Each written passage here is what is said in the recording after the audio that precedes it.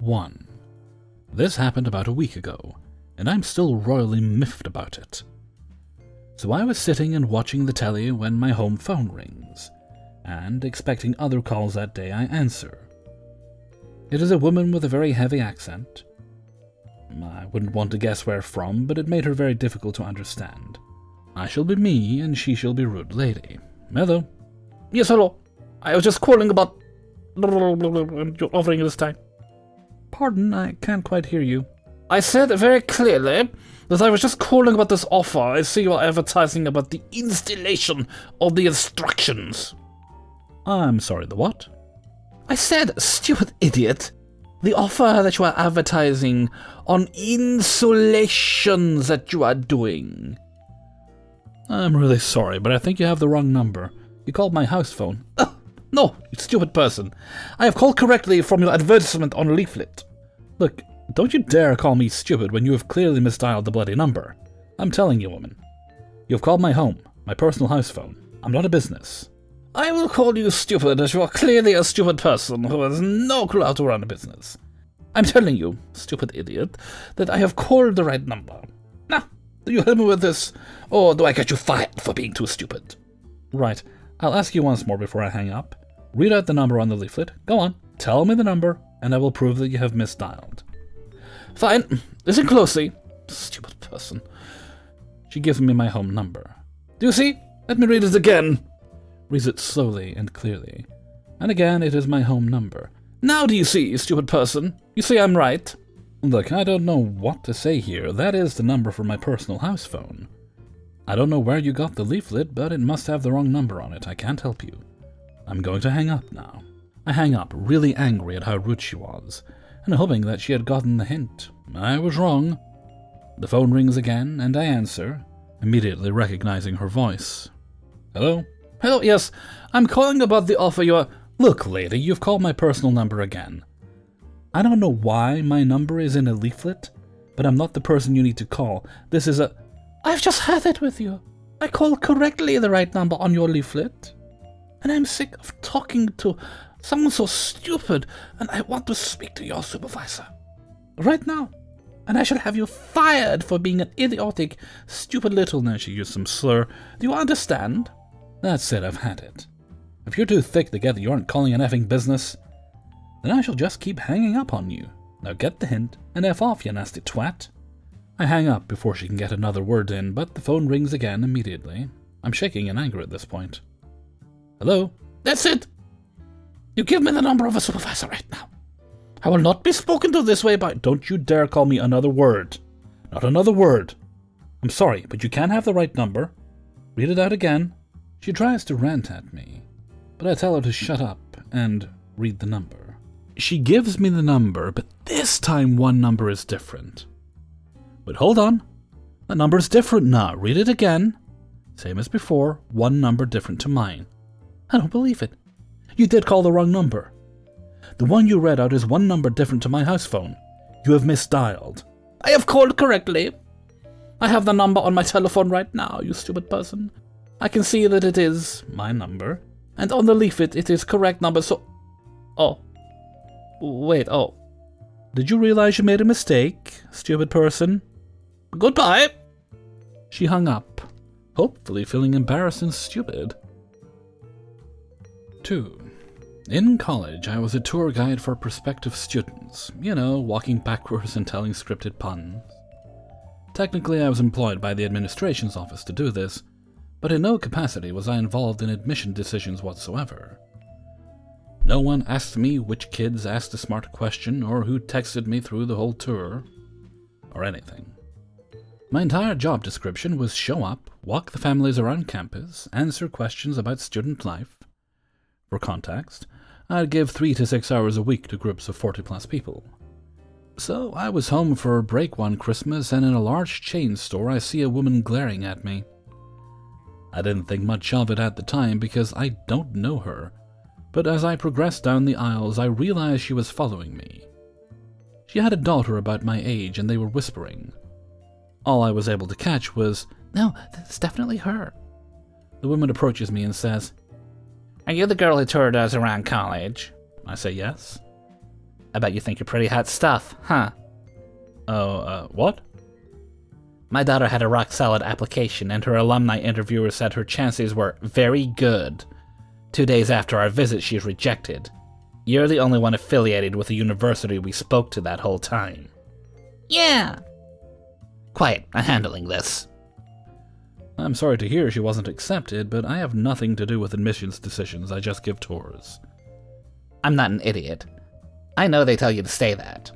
No, seriously, I'm a sophomore there myself. You can call and ask. I do not get any input into admissions.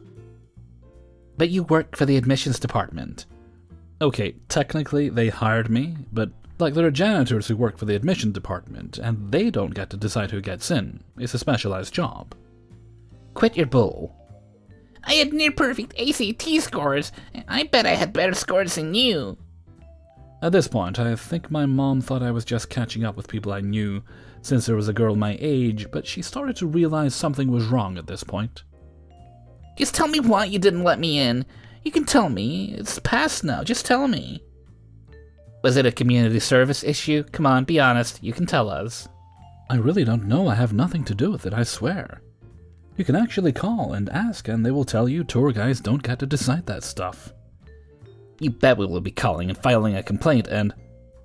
Excuse me, what's happening here? Who are you? Asked my mom. Who are you? Everything okay? I was getting upset by this point because a lot was going on, and if you insist loudly enough to me that I've done something wrong, eventually I'll start to believe you. Is it because I'm white? Says the daughter. I am a person of color. What? What are you guys talking about? Says my mom. Let's just go. Let's check out. Not admitting my daughter was the biggest mistake of your career. I am a millionaire, and I would have made big donations to the school. When your boss hears from me, you're gonna get fired. I wasn't even upset at that point because it was so absurd. No way a millionaire would be shopping at the store we were in. My mom leads me away and looks at me, still very confused what's going on. We bought our items, and I was pretty rattled as I went to the car. But as I was explaining, the absurdity of the whole situation fully hit me, and I just started laughing. 3. I was picking up my girlfriend at the airport. This was a few years ago. Uber was already big, but not as big as it is now. Our nearest airport is in a major city, so it's always hectic picking somebody up. The cops and yellow vest traffic guys don't like you waiting around at all. So I get there, and it's taking my girlfriend a few minutes longer to get her checked bag than we anticipated. I'm on the phone with her, and she says, I see it, I've got to go, don't leave. So the traffic vest guy is waving at me, and I roll down my window and say, I'm picking somebody up, she's just on her way, etc., trying to buy myself some time. I hear my trunk open, and I'm so relieved. She jumps in the back, and I thought it was a little weird. But she took a red-eye, and I figured she was just going to lie down in the back and go back to sleep. I say something along the lines of, oh, perfect timing, how was your flight? And I couldn't hear her response. It was super loud with honking and cops shouting, so she closes the door, and I'm so focused on trying to find a spot to pull out, I don't even look back. I just say, you good? She says, mm-hmm. And as I'm pulling out, I'm thinking, wait. As I'm driving away, I look in the back and realize this woman is not my girlfriend. It's some teenage kid. I'm freaking out as I'm driving away and desperately looking for a spot to pull over. But by this point, I'm in the middle lane with rushing outflow of traffic. And when I finally saw a space, a cop or just a traffic director, I couldn't tell, very aggressively told me I couldn't stop there. While I'm trying to pull over, I'm like, who are you? Molly? Molly, I don't know you. What is this? What are you doing? Were you expecting to know me? I'm so confused at this point. My heart is racing, and it's all I can do to not crash my car because it's 4 a.m. and a strange kid got in my car at the airport, and my first thought was, I'm being framed for a crime or something. I didn't know what to think. Why are you in my car? I'm pulling over. Why are you pulling over? I don't know you. What? What? What is going on? Is this because it's a long trip? You can't cancel because of where I'm going. That's not allowed. It takes a few seconds to try and figure out what she's talking about, while merging into a busy highway. Then it hits me. I am not your Uber! What? I'm pulling over. You're lying. Why would I lie about that? Look at your app. Does the driver look like me? I don't know, it's blurry.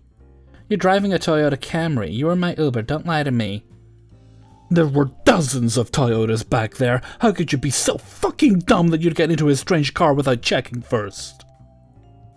At this point, she starts crying, and I feel bad for snapping. Look, I'm sorry. I just don't want to appear on the news as man drives teenage girl away from airport. Or anything, and you really caught me by surprise, and I'm sorry I should not have yelled. I'm going to circle back around to the airport. I have to pick my girlfriend up anyways, so I'll bring you back and— No! No? No, let me out! She starts grabbing the door handle of the moving car. Thankfully, it locks automatically when I start driving. Oh my God, what are you doing? I don't know you! My worst nightmare coming true. Hey, it's okay. It's a mistake. I'm not going to hurt you.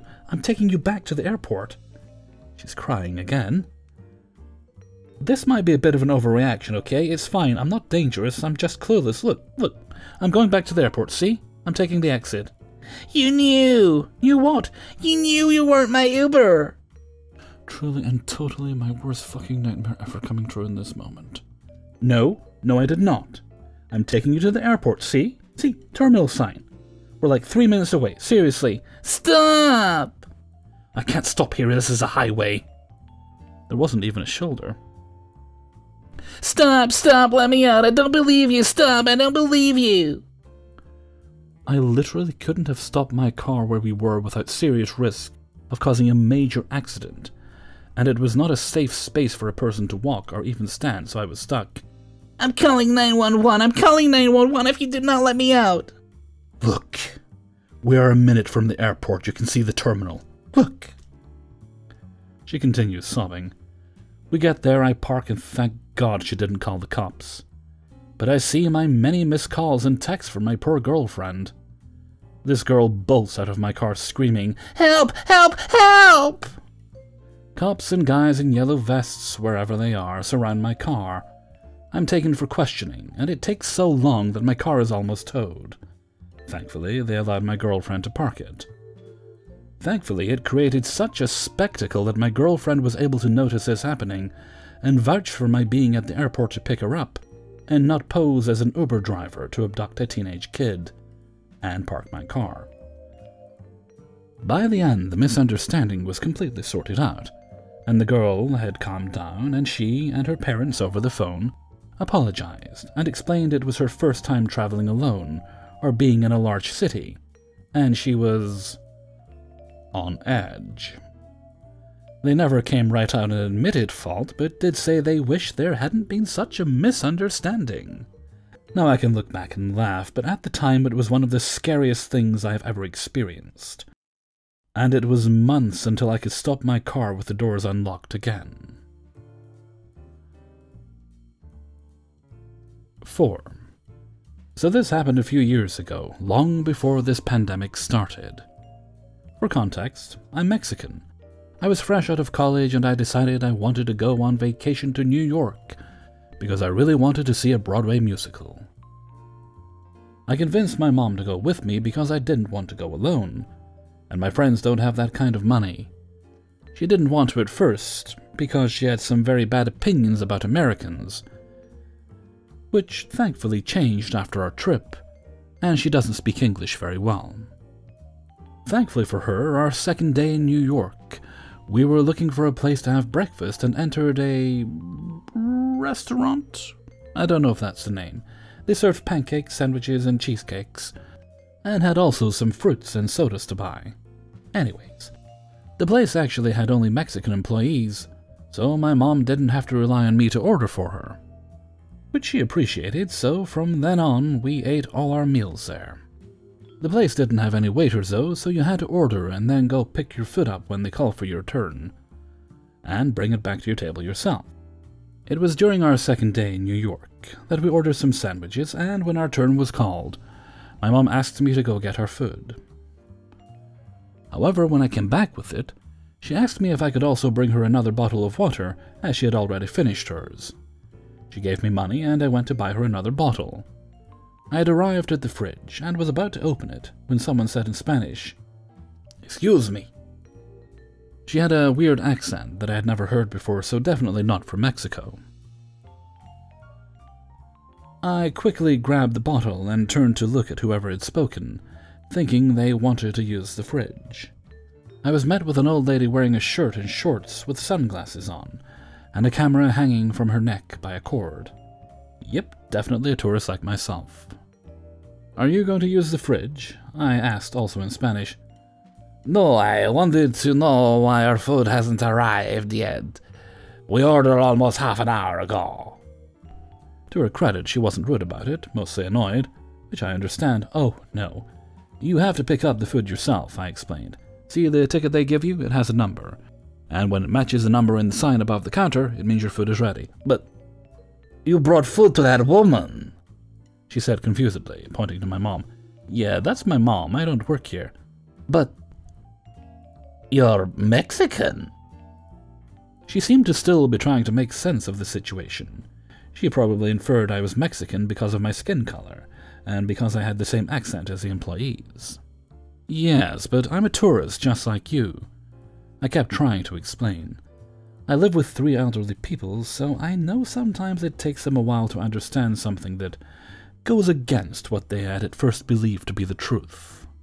Eventually, she seemed to process my words and apologize profusely before going back to her food. She, her husband, and their grandson then went to sit next to my mom and I. This wasn't uncommon, as the tables were rather large and the place was crowded.